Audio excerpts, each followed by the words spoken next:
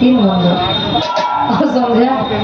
कहानी के अगर आप लोग समझ पाए तो कोशिश रही कि कुछ नया चीज मिले। कवि जी विश्वकर्मा भगवान जी के बारे में 4 लाइन घूम के आपके अंदर भाव देते हैं। कैसे?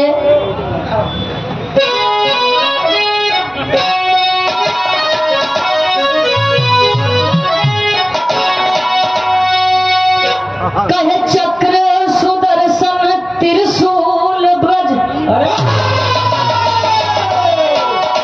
विश्वकर्मा जी जिसको खुद ही बनाए, पुष्पक विमान की रचना किए, रावण भी जिसको हवा में उड़ाए, कर्ण का कुंडल दधीची की हड्डी से दिव्य अस्त्रों की रचना स्वयं है रचाए।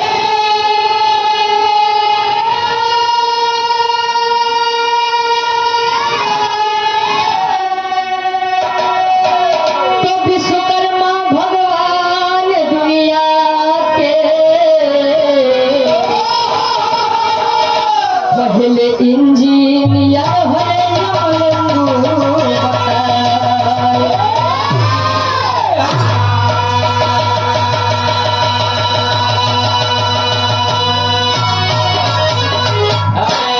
सुदर्शन त्रिशूल वज्र विश्वकर्मा जी जिसको स्वयं है बनाए, पुष्पक विमान रावण का। ए भैया आप लोग जाना था कि विश्वकर्मा जी दुनिया के पहले ऐसे इंजीनियर रहे। भगवान कन्हैया के मुरली, सुदर्शन चक्र, इंद्रदेव के वज्र कुल के बनाए हैं विश्वकर्मा जी। द्वारिका पूरी विश्वकर्मा जी बसाए। ए भैया विरह में पूरे वाला लड़की से कहे कैसे?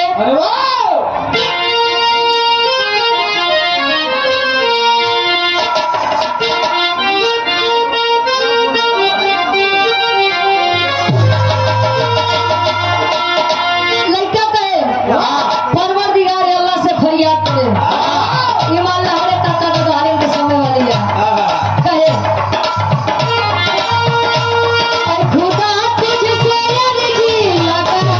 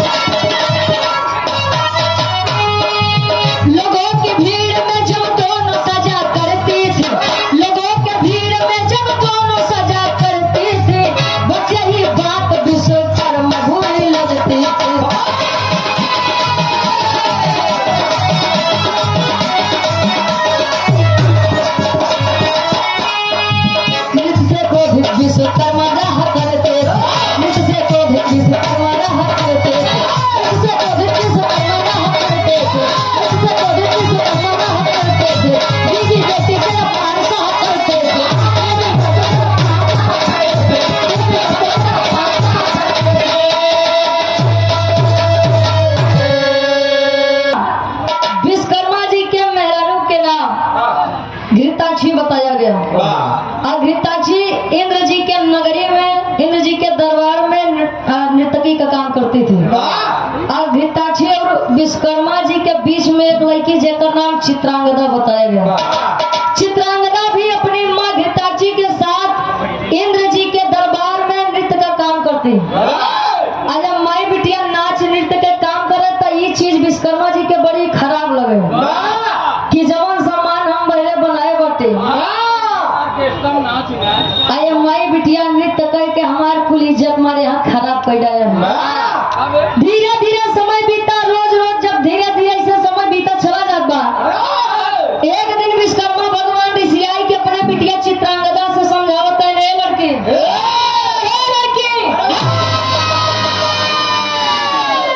अपनी माँ की तरह तू भी अपनी आदत नहीं छोड़ेगी। अगर ऐसे करेगी तो मैं तुझे तेरे ससुराल भेज दूंगा, वहीं पर नाच और गाने का काम करना। नहीं जरूरत है मुझे तेरे जैसी औलाद की। चित्रांगदा जब इतनी बतिया सुने कि हमारे बाबू हमका इतना अपमानित करते हैं, तब मन मार के स्वर्ग लोक से मृत्यु लोक में पहुंचे। आज जब मृत्यु लोक में पहुंचे तो भव का एक लाइन गीत दुल्हनी के खूबसूरती के बखान करे, सामान किन के लेके आई बात कहे कैसे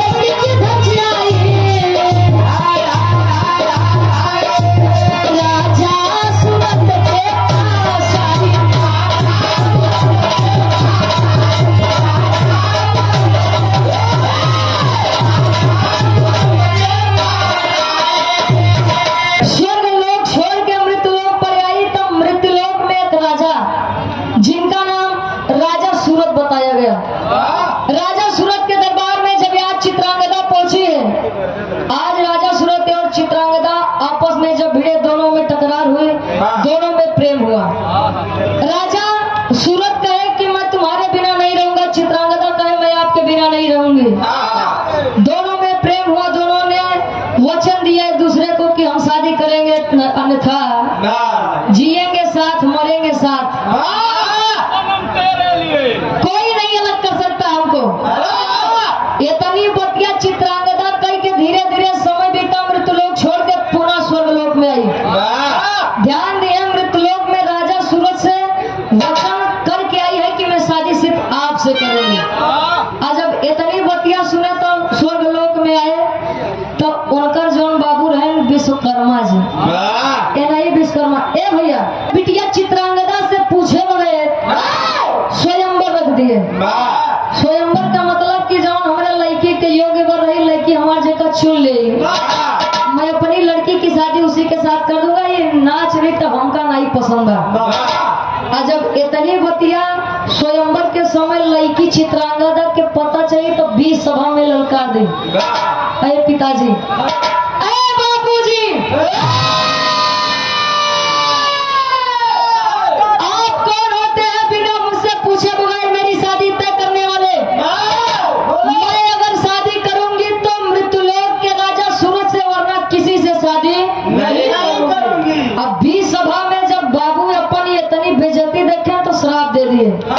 अरे दुष्ट लड़की, जा हम तुझे श्राप देते हैं। श्राप सुना इनको, गीत बदलत बा। अब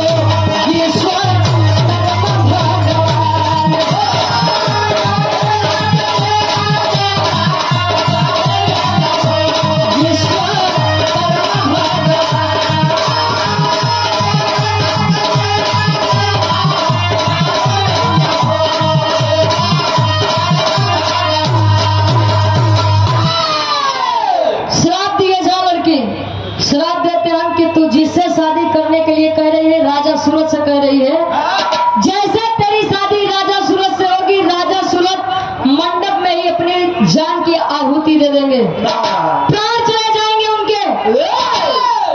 जब लड़की तेरी बात सुने तो स्वर्ग लोग छोड़ के अमृत लोक में विलाप कर रही है, रो रही है। एक बार सोचे कि मैं राजा सूरज से शादी कर लूं, सुहागिन बन जाऊं, लेकिन फिर सोचे कि अगर हम शादी कहीं ले और राजा सूरज यानी हमारा राजा जीवन न करिए, सुहागिन होते मान तो हम विधवा हो जाए, मैं क्यों किसी की जिंदगी खराब करूं। यह बतिया सोच के लड़कियां कहे राजा सूरज बिना हम वैसे न जिए, तो उनका जिंदगी बचाई कि हम खुद बन जिए। जा करके नदी में कूद गई अपने जान देने के लिए, और नदी में जब कूदे जान दे तो नदी के बहाव से पहुंची कहा जहां मुनि ऋतिक ध्वज के कुटिया रही। ऋतिक ध्वज के कुटिया पे दो चार चेला देखे, अरे बाबा ए स्वामी, कोई लड़की नदी से बहकर जा रही है, लगता है किसी मुसीबत में है। आदेश दिए जाकर लेकर आओ। चित्रांगदा को लेकर आए। आज जब होश संभाली है तो मुनि जी पूछ रहे हैं, बेटी इस इतने बहाव पानी में कहाँ जा रही हो, क्या तकलीफ है? आज चित्रांगदा रोई के बताओ था। कैसे बतावे? ऋतिक ध्वज मुनि के कैसे बतावे?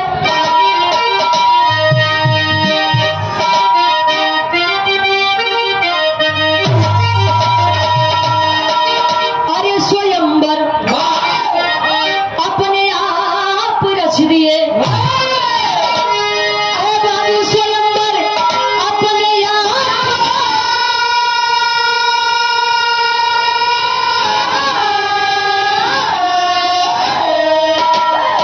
अरे स्वयंवर अपने आप रच दिए, हुआ तो दिया नहीं बदले में मिला है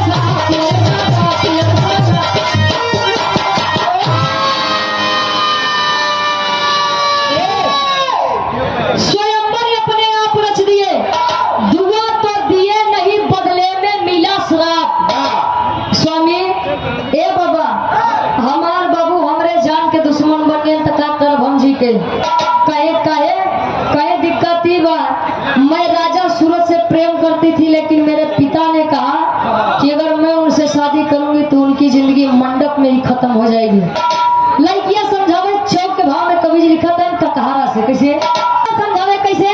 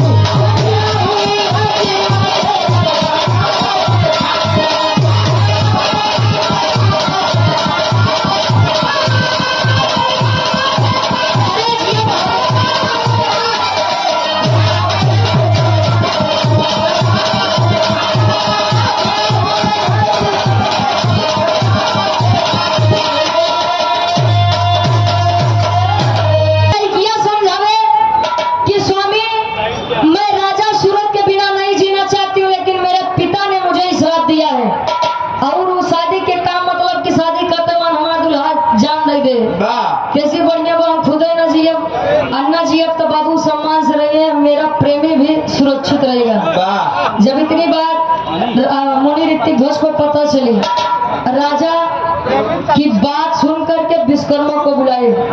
विश्वकर्मा जी जब आए, अच्छा ऋतिक ध्वज मुनि समझावत है कि विश्वकर्मा भगवान जी ये क्या कर रहे हैं, लड़की आपकी सयानी है, योग्य है, उसको उसके हिसाब से वर चुनने का अधिकार है।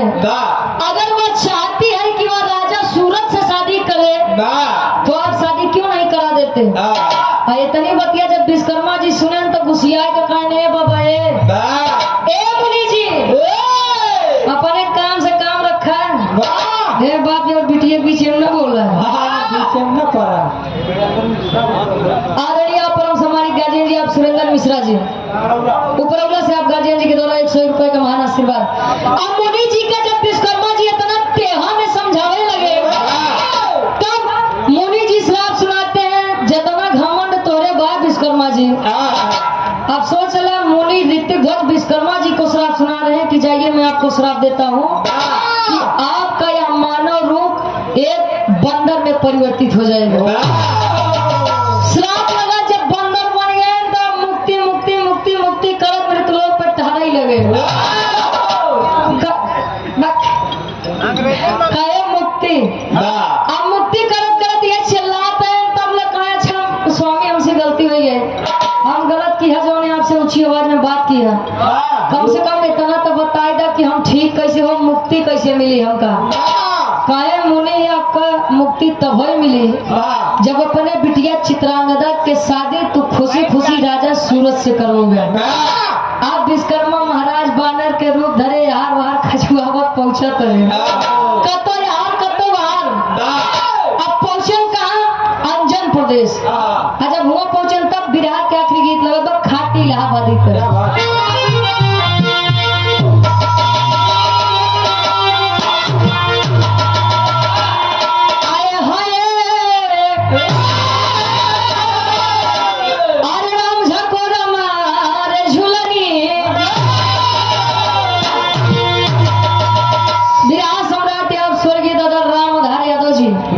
झूसी नरेश ये गुरु जी गाय ने और गाय के चला गए।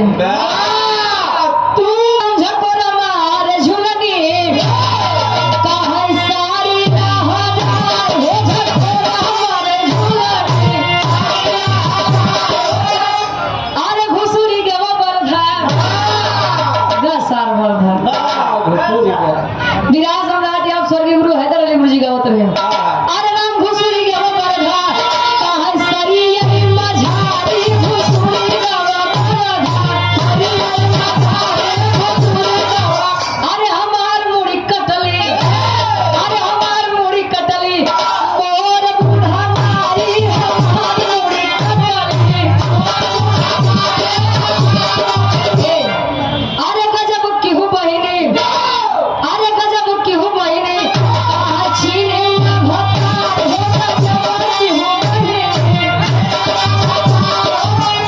अरे घूमर के गोरी मरलो। विराट सम्राट स्वर्गीय दादा श्री राम कैलाश यादव जी एक बात कहते रहे, कहा तेरी मेरी आंख लड़ी लोगों ने बदनाम किया, कहा दुनिया के बक्का ही दिया केहू केहू कहे लोग मरिया के दोस्त बा, लेकिन कई के गए सूरदास सब नजरिए के दोस्त बा भैया हो बर्बादी की यही कारण है। अरे घूमर के गोरी मरली नयन वही से गोरी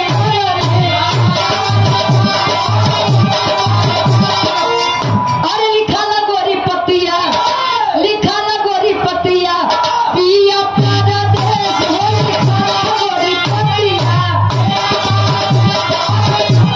गुरु जी रंग गवत गवते रशिया में महाराज। ए भैया ये तो माला क्षण भर आनंद खा कर्म भगवान जी बानर के रूप पाए अंजन प्रदेश पहुंचे, तब हुआ के लोग विचार करता है जितना बानर बाटे विचार करता है भाई देखा अच्छा अगर बनरे के झुंड में कोनो नया बानर आए तो कम नहीं ओका बानर में सच वही करिए। अगर जैसे मान लो मलई के पीछे में कोनो दूसर मलई आ जा कहां आ रही तो ये कमाई लेवत बा, तो लोग विचार करते हैं। कैसे विचार करें? अरे कहां से आए बनरा, ए बाबू कहां से आया बनरा और नगरी में कहां से आया बनरा।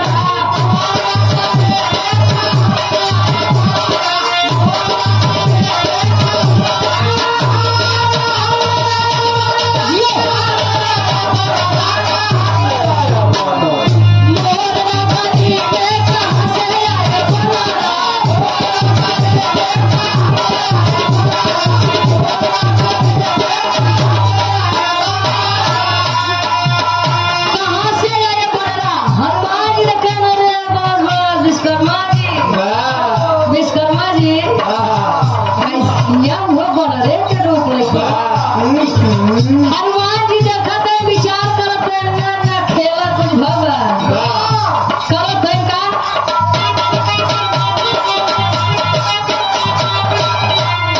गए हनुमान तब भी काछी को ले आए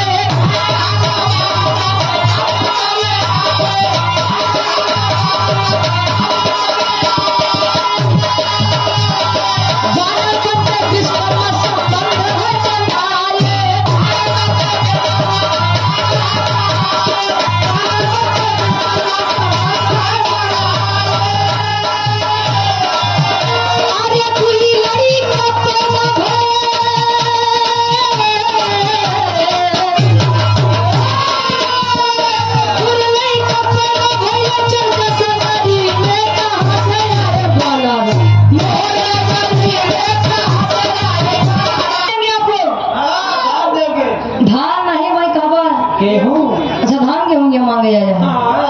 यार विश्वकर्मा जी जब विश्वकर्मा भगवान जी रहे तो अपने मेहरारू घृताक्षी और बिटिया चित्रांगदा से बड़ी नफरत करते हैं, क्योंकि उन्हीं की वजह से लोग उनको सम्मान नहीं देते थे कि बताओ इनका मेहरारू लड़की हमारे खेल अच्छा थे। जब विश्वकर्मा जी को बानर का रूप मिला था, हनुमान जी गए घृताक्षी जी यानी उनका धर्म पत्नी का लिया कहा चला अब नाचा कल कूदन बानर बना है तू ये सबके मनोरंजन करती है। अगर सत्य में आपको आपके पति का प्रेम चाहिए मेरे साथ चली चलो। घृताक्षी आज आई वो बनरी के रूप बनाई के आज बने और बनरी जब बने तो दोनों में प्रेम मिलाप हुआ। हाँ हो प्रेम मिलन जब हुआ एक दूसरे से संबंध बना तो बनरी घृताक्षी से दुई लड़का जन्म रहे। आज जब दुई लड़का जन्म रहे तो घृताक्षी ये हुआ कि मेरे स्वामी ने मुझको प्रेम कर लिया वही बहुत है। मृत्यु लोक में हर बानर बना विश्वकर्मा जी अपन मुक्ति तो खोजता ही बाटे कि कैसे हम बानरे के रूप छोड़ी। अब घृताक्षी से दुई लड़का जन्म रहे उन्होंने पीछे पीछे टहरावत है। घृताक्षी जी अपन बानर रूप छोड़ के पूरा स्वर्ग लोक में इंटरटेनमेंट मनोरंजन करे खातिर चल रहे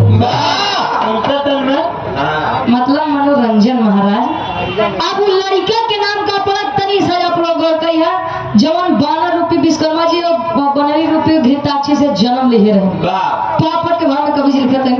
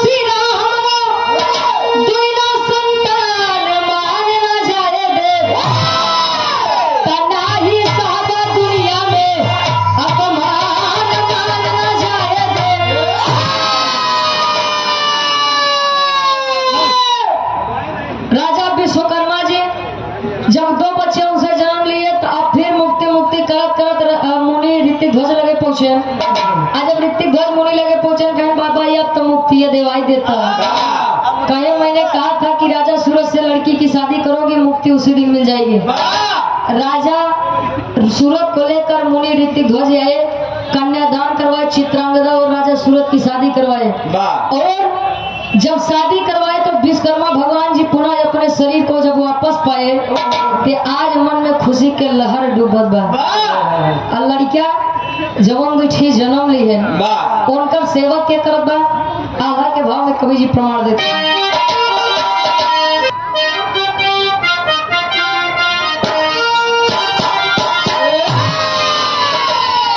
अरे दुई लड़ी का पैदा भइले अंजन पद देशवा में बाबू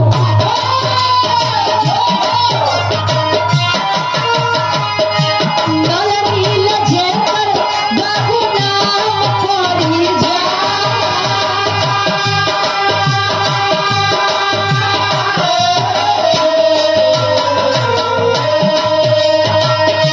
खेल कूद खुशी होके अंजन पद देशवा में पहुंचो।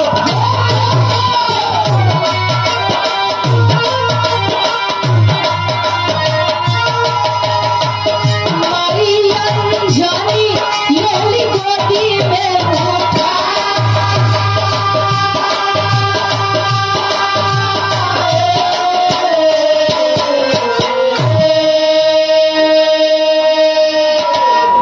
कमल यादव भैया जी बनतरिया से आप गार्जियन जी के द्वारा 51 रुपए का महान आशीर्वाद। जो दो बच्चे जन्म लिए उनका नल और नील नाम बताया गया। उधर बिल्डिंग मटेरियल या पतंजलि की तरफ से 100 रुपए का महान आशीर्वाद।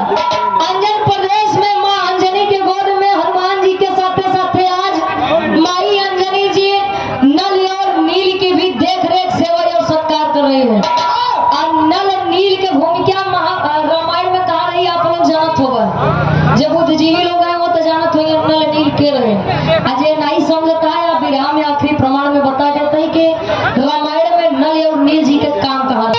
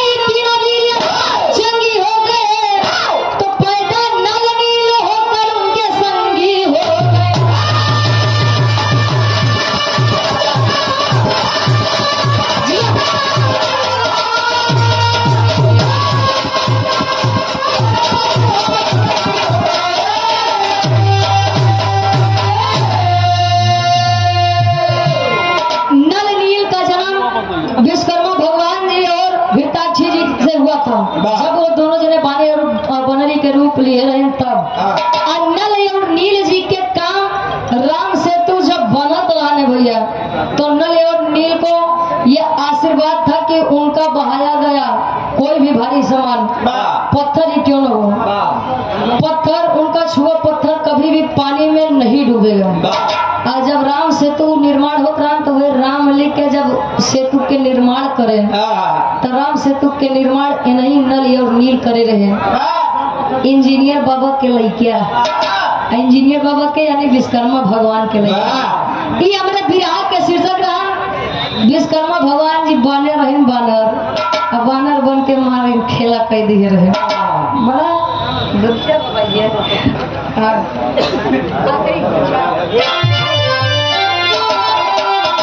गुरु बिहारी गुरु